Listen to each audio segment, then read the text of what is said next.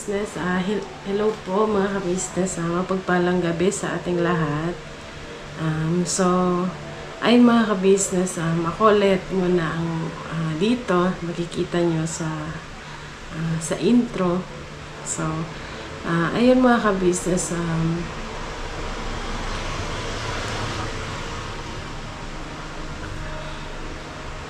Bale po kasi mga ka-business, gusto ko lang i-share sa inyo sa lahat ng nakapanood na po ng itong vlog ni Kuya ka-business na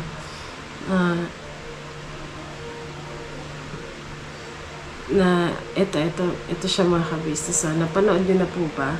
Ayan yung vlog na yan. Nabanggit kasi dito ni Kuya na ipapanood ko kay Intoy itong vlog na ito. Baka sakali makatulong sa kung ano yung nararamdaman niya. Baka makatulong itong vlog na to na gumaan yung pakiramdam niya. So, si Intoy nandun sa labas at nagpapahangin na naman. So, ayun. Ipapapanood ko po sa kanya itong mga ka-business, itong vlog na to. Yung mga ka-business, ko lang, may nag-comment na bakit palaging gabi kami nagbo-vlog. Kasi po, pag umaga, maulan siya mga ka-business. Tsaka, dito lang din naman kami sa bahay nagbo-vlog. So, mas pag gabi, tahimik. Hindi siya maingay. So, andun si Intoy sa labas, mga ka-business. Ayun, tawagin ko lang. Ipapanood natin to sa kanya at tingnan natin kung anong magiging reaksyon niya at kung may pagbabago ba na mangyayari sa ilalaman ng puso niya, sa nararamdaman niya. Baka sakali mga ka-business at sana nga meron kasi andito yung vlog na andito din si Budang na nagbigay siya ng advice patungkol dito sa nangyayari kay Intoy, mga ka-business. So, syempre, siya yung may kaalaman sa mga gantong bagay kasi yan yung pinag-aaralan niya. So, yun. Ito siya. 15 hours ago. Sana mapanood nyo din ito mga ka-business. Sa lahat ng mga hindi pa nakapanood, yan, panoorin nyo po.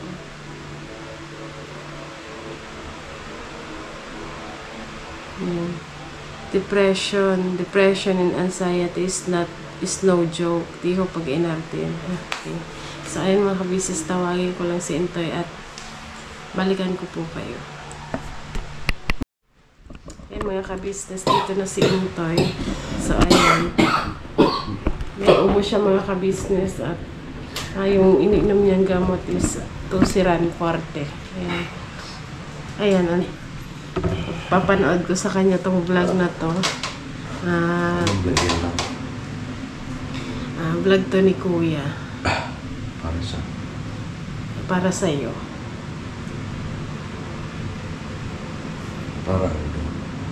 Yan, panoorin natin mga ka-business.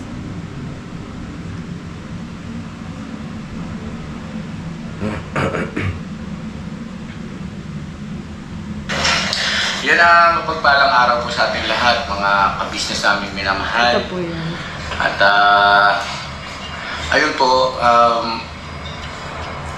nag-decision po ako na gawin tong video na to at bahagi pa rin po sa problema natin sa naging sitwasyon ni Intoy at hindi maitatanggi mga ka-business kung gaano ito kasakit sa isang pamilya na merong ganitong nangyayari. Po?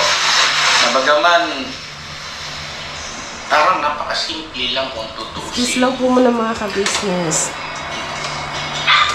Kaya lang, andun yung katotohanan po mga ka-business na hindi natin kontrolado kasi mga bagay-bagay na nangyayari sa ating buhay. Katulad nga po itong kay Intoy at magsilbing aral na rin sa maraming pamilya na wag natin pala itong ika nga maliitin mga ka-business. Kasi sa sitwasyon po ni Intoy ay hindi po biro yung kanyang pinagdadaanan. At nandito nga po kasama natin ngayon si Mama Ka-Business at saka si Budang. Dahil si Budang ay gagraduate na po yan o ngayon yung kanyang graduation po, pagkatapos nito ay lalarga na rin po kami para atinan yung kanyang graduation ceremony. Anyway, mga ka-business ay congratulations sa ina at proud kami sa iyo. Napakaganda mo na, napakatalino mo pa at siyempre kung ikay magulang at ganyan ang iyong anak, ay talaga namang magiging proud ka, no? So mga ka-business, bilang si Budang ay graduate na ng psychology, minabuti ko po na hingiin yung kanyang opinion batay sa kanilang pinag-aralan tungkol sa nangyayari kay Intoy. At yun nga po, kanina nag-iyakan kami ni Mama Ka-Business. Pero bago magsalita siguro si Budang, ay bigyan muna natin ng pagkakataon si Mama Ka-Business para magpaabot ng mensahe kay Intoy. Dahil hanggang ngayon po ay hindi po niya nare-replyan yung aming mga message na sinisend po sa kanya. At yun nga po, si Nika, nabanggit ko naman sa nakaraang vlog ko na si Nika ay nagre-reply. Kaya lang, siyempre, naiintindihan naman natin yung damdamin ng asawa o ni Nika na masakit yan mga ka-business. Kung meron mang higit na nasasaktan ngayon dahil sa sitwasyon at pangyayari dyan kay Intoy, walang iba kundi yung kanyang kabiyak. Po, limitado yung nagiging reply sa amin ni Nika at naiintindihan namin po yun, no? Mga ka-business, check naman ito mapapanood ng anak natin na si Intoy. Anong gusto mong iparating sa kanya? Kasi ang pakiramdam daw niya kasi wala na tayong tiwala sa kanya. Ang pakiramdam niya, batay doon sa napanood kong vlog ni Nika, ay para raw hindi niya maintindihan ang kanyang sarili kung bakit ganun yung kanyang nararamdaman at naiisip. At ito pa mga ka-business ang talagang nakakatakot at naalarma kami. Huwag naman po sana, no? Nabanggit doon, kung di ako nagkakamali, na parang meron na raw kumukulong sa kanya. Nakaka-kinikilabutan ako mga ka-business. Huwag naman po sana, no? At sa ganitong paraan, sa pamamagitan ng video na ito ay at least kahit papaano meron siyang mapapanood na kung ano yung aming damdamin sa kanya, na pakiwarin niya para bagang wala na raw naniniwala sa kanya. At ulitin ko anak, doon sa nakaraan ko ng mga video ay mahal na mahal ka namin at hindi kailanman mababawasan yung aming tiwala o pagtitiwala sa iyo. Marami ka nang napatunayan at hindi lang bilang isang kagwang naobserbahan ko na yung magandang katangian nung nasa sewing machine pa tayo. Nakita ko kung gaano ka magmalasakit. Bagaman hindi pa ganito yung band, yung ika nga ay lahat ng damdamin natin sa isa't isa, ay sobrang proud ako sa iyo bilang ikaw noon si Rio, at noong ikaw ay si Intoy na ay mas lalo kang naging karapat dapat na mahalin bilang kapamilya. So yun, mga ka-business namin minamahal, kung bakit sa ganitong paraan lang kami nagsasalita, baka hanggang ngayon mayroon pa rin nagtatanong, bakit kasi hindi nyo nalang puntahan po sa bahay nila para magkausap ng sarilinan? Yun po ang gustong-gusto namin gawin, mga ka-business. Nga lang, ay naipaliwanag sa nakaraan, lalo nabanggit nga po ni Budang bilang isang hindi na student, no? Psychologist ka na. Hindi pa po. Hindi pa. Side grad po. Side grad. Kasi pag sinabi niya kaya ganap ng psychologist ay board passer, tama, no? May board exam po kasi yan mga ka-business at kaya rin ang ating Budang yan, no? So ngayon, nabanggit sa kami ni Budang na hindi nga yan makakatulong sa kanya kung halimbawa parang pupersahin mo siyang magkipag-usap sa iyo sa kabila ng yung damdamin niya at isipan niya ay hindi pa ika nga maayos o hindi nga labag pa sa kalooban niya Hindi pa po stable. Hindi pa stable, yes. So yun ma'am, kausapin mo yung anak natin, si Intoy. Yun. Toy, yung nangyari sa sitwasyon, Toy, sana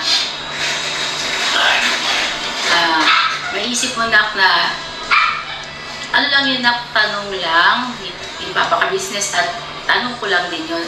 Alam mo naman na hindi kami maniniwala sa mga ganong message lang. At alam din namin kahit sinong mga kagwang at sinong mga M's ay hindi magpapadala sa ganong sitwasyon. Sana, Toy, kung ano ka noon, wag kang papayag na madaig ka noon. Hindi kami galit sa iyo, hindi kami galit kay Nika. At namimiss ko na si Kenzo. Sana, Toy. Si Budang gagraduate na, Toy. May bahagi ka dyan, ha? May bahagi ka dyan kasi, di ba, tinulungan mo ako ng hanap buhay. Sewing machine. Kaya, nakakapasok sila sa eskwelahan. Tapos na ito nga sa pagbablog, lahat ng kagwang ko may bahagi kayo kung ano man meron si Kuya ngayon. Kaya kung ano meron ako, ay meron din naman kayo. Ilang nasa puso ko. At pabilis ng panahon. Pabilis ng panahon. Alam ko kung gaano ka rin kasabik na makita yung kapatid mo si Budang na nakapagtapos ng pag-aaral. Tay, pakinggan mo yung sabihin ng kapatid mo, ha? Sige na, masuyo na lang ako. Ngayon, Toy, aantayin ka namin. Aantayin namin kayo nila Ate Nika, ni Kenzo. Dito lang kayo, hindi namin kayo husgahan, hindi ka namin husgahan. Nandito kami para umalalay, umintindi. So ayun na nga, nandito na tayo, graduate na ako. Salamat kasi simula nung una nandyan ka para kay Papa. Nakita ko rin kung paano ka mag-effort sa lahat ng mga napagawa ni Papa, sa mga request niya. At naalala ko din, di ba, hinatid mo pa ako nung motor, ayan. Papasok ako, hinatid mo ako nun, tapos inantay mo din ako pa uwi rin tayo. Kaya, ayun, congrats din kasi achievement natin to ng lahat ng buong ka-business family, ng kagwang, ng Ems. Ayan, maraming salamat. Aantayin ka namin kay Enzoy. Toy,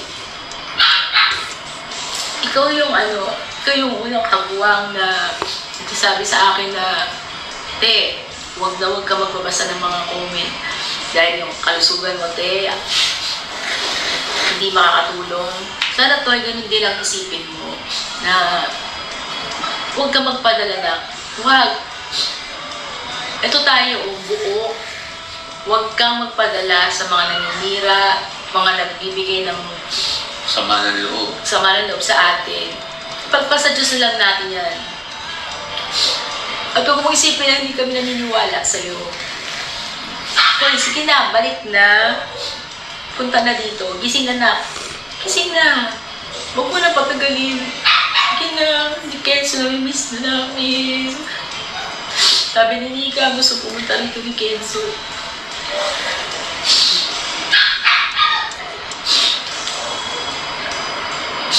Huwag kang magpatalo. Hello. Mahal na mahal ka namin tayo, anak. Mahal na mahal ka ni Kuya. At hindi magbabago yun. Lahat ng aking kagwang, para parehas ko kayong mahal. Nga lang kasi ikaw yung nasa ganitong sitwasyon, kailangan kitang asikasuhin na. At sana bigyan mo ako ng pagkakataon na magawa ko yung bahagi ko. At sa mga viewers namin, ay salamat po sa inyong pagsama sa amin sa inyong mga prayers, ano po, mga ka-business. At wala naman tayo ibang makakapitan sa ganitong mga sitwasyon ng buhay. Hindi makakasama sila ito yun. Saan? Sayang. Ito ba naman yung, alam ko, isa nga sa magiging masaya-masaya eh. At sobrang proud. Graduate na yung book. Balik. Pagkahalimbawang ayos na lahat, papasyal tayo na kung saan mo gusto. Pagsisikapan ko yun. Lahat tayo magkakasama At libali, iba-vlog ko yung graduation ng kapatid mo. Darating ang panahon, mapapanood mo yun pagka okay ka na. At malalaman mo kung paano nagpasalamat sa iyong kapatid mo sa naging bahagi mo rin. Bahagi mo kung bakit naipagtagumpay ni ate mo at ni kuya yung pag-aaral ng ating bunso. At mga business, pasensya na masakit kasi. Sakit kasi. At sana wala na lang dito no? Sa mga viewers, kung halimbawa hindi nyo gusto yung vlogger, ay huwag nyo na lang sana panoorin kaysa magkomento kayo ng mga hindi kaya-hayang pananalita at sobrang sakit at magre-resulta na meron pala, posible pala na meron masirang buhay, no? At wala pala pinipili yan at gano'n ba katibay, katatag na tao. Ano po mga ka-business? Kasi kami, viewer din kami. Pag hindi namin gusto yung dati namin pinanood, hindi na lang namin pinanood. Lilipat kami sa iba. Pero yung mag-iiwan ka pa ng komento na mag-aadlahi ka ng kapwa mo. Unang-una, hindi nyo naman din kilalang personal yung mga nagbablog. Yung ba? So, ang ibig ko lang sabihin, ay hindi nyo 100% alam ang mga talagang pangyayari. So, bakit hayaan mo yung sarili mo na makapagbitaw ka ng salita doon sa comment section na alam mo, magre-resulta yung labis-labis na pagdaramdam doon sa mismong content creator. Di ba? Mga business, yun lang naman ang akin. Bagaman, siyempre, nasa inyo yung kalayaan na karapatan na magkomento kung ano yung gusto nyong sabihin dyan. Pero, maging reasonable sana. Maging reasonable sana ang bawat isa.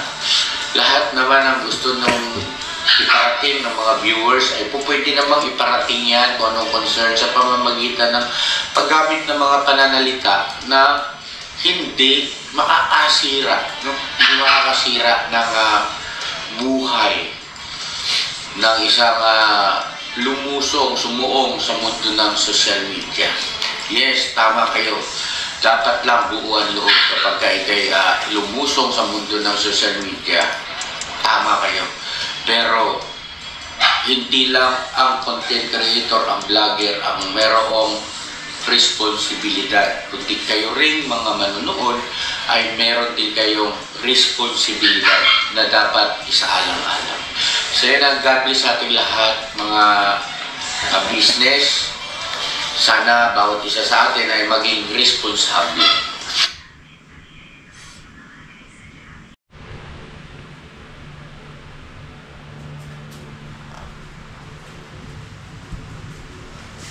Tapos na.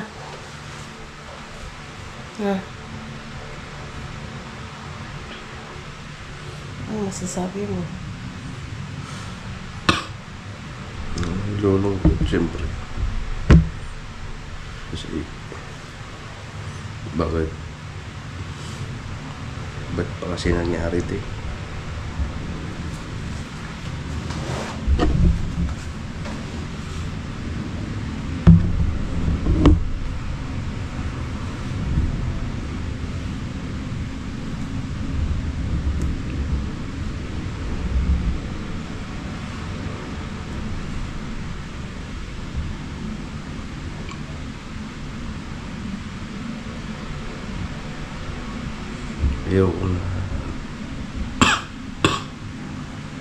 Ayoko na nakikita silang ganyan.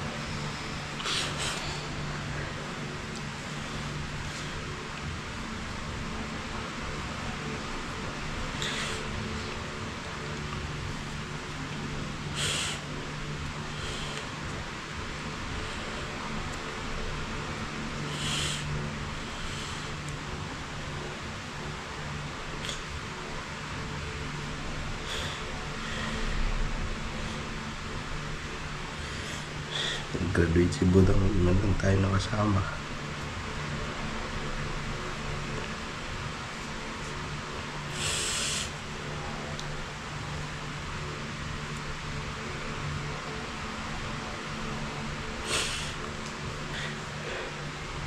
Masakit para sa akin. Nasasaktan sila dahil sa mga nangyayari.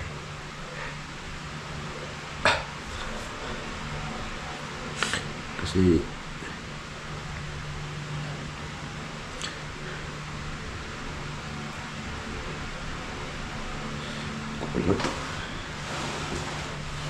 yung mga ganito naiintindihan.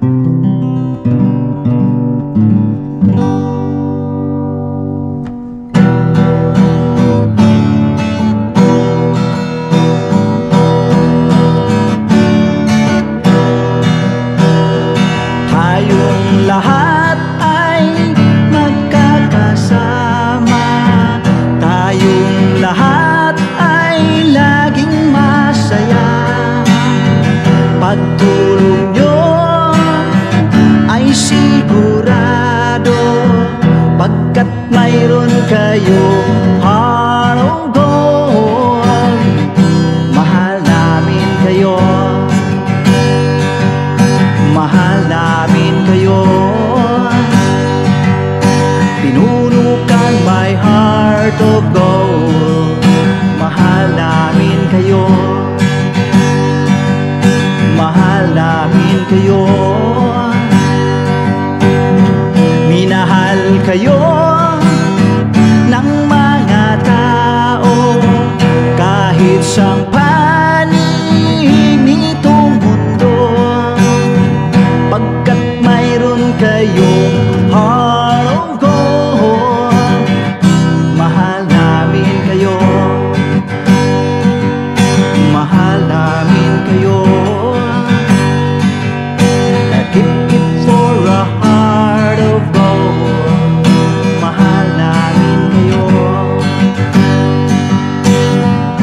Pinuno kang my heart of gold, pagkat mayroon kayo heart of gold.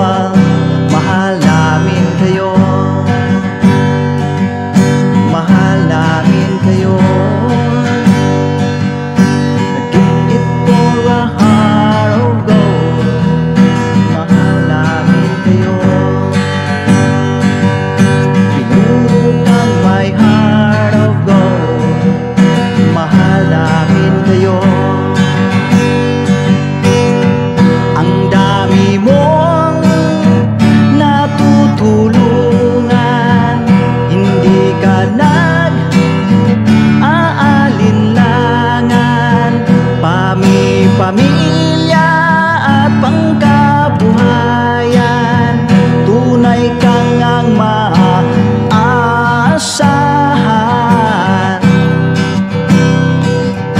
Mahal namin kayo, pinuno kang my heart of gold. Mahal namin kayo, mga gawa mo'y kinalulugdan ng ating Diyos na makapangyarihan. Pinuno kang my heart of gold. Mahal namin kayo, mahal namin kayo, pinuno kang my heart of gold. Mahal namin kayo, minahal kayo ng mga tao, kahit sang panig nitong mundo, pagkat mayroon kayong heart of gold. Mahal namin kayo, mahal namin kayo. I keep it for a heart of gold. Mahal namin kayo, pinuno kang my heart of gold. Di na